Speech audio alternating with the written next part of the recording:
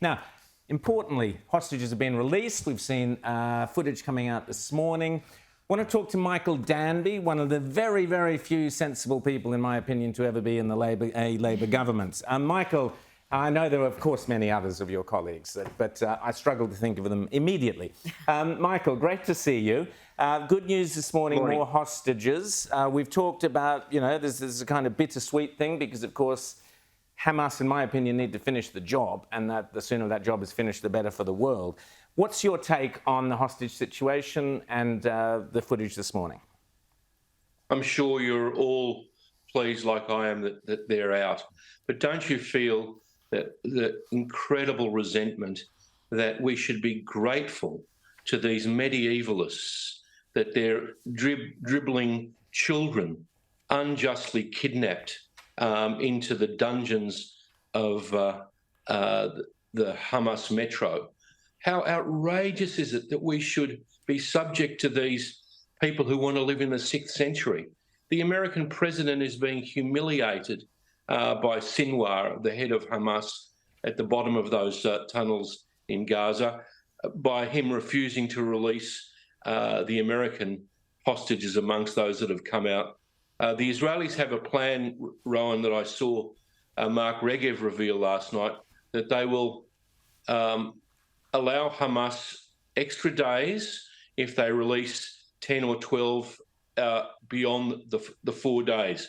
So what that does is, if Hamas, who says they only have 80 people under their control, refuses to continue to let people out, the Israelis will be given international license to resume the military offensive.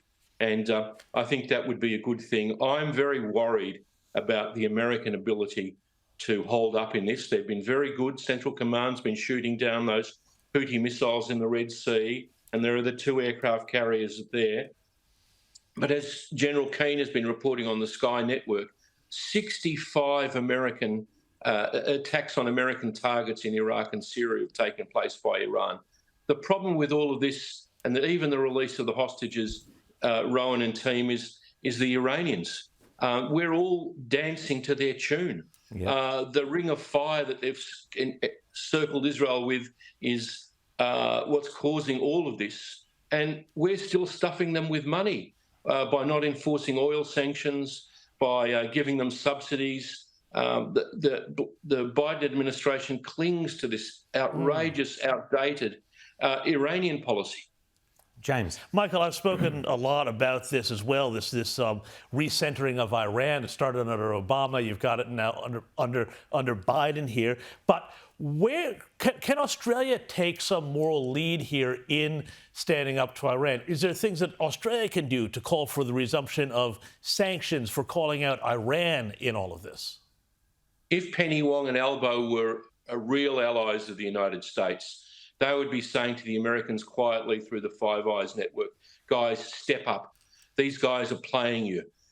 You can't allow your sites to be bombed. You can't allow ships to be arrested in the Red Sea. We're private allies of the United States, and we urge you to bomb some IRGC sites in Iran proper. It will not lead to war. Trump showed that with putting down Soleimani. The Iranians were as quiet as mice. If we don't do something more kinetic, this is going to get worse. And I'm pleased that the Israeli state has got some mechanism for dealing with the hostages beyond 4 days. We want them all back. It gives them priority. But if Hamas don't release them, the military operations will continue, and it'll be on Hamas's head. So you get the idea, Rowan? So beyond the 5 days, they have to release 10 or 12 more every day. And if they don't, back to military operations.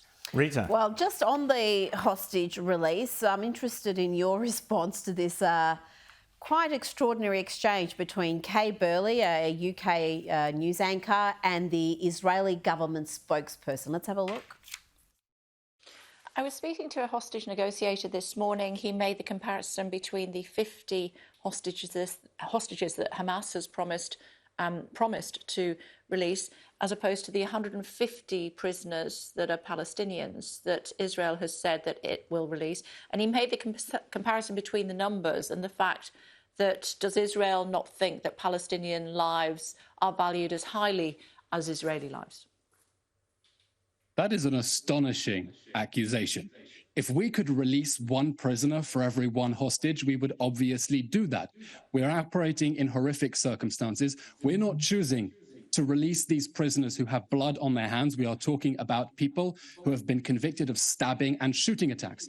Notice the question of proportionality doesn't interest Palestinian supporters when they are able to get more of their prisoners out. But really, it is outrageous to suggest that the fact that we are willing to release prisoners who are convicted of terrorism offenses, more of them than we are getting our own innocent children back, somehow suggests that we don't care about Palestinian lives.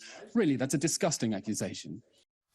Michael, we've only got 30 seconds, but your response to that. His eyebrows gave the answer. And it's absurd as some of those Marxists at Sydney University who condemn Israel because Israeli soldiers never rape Palestinian women.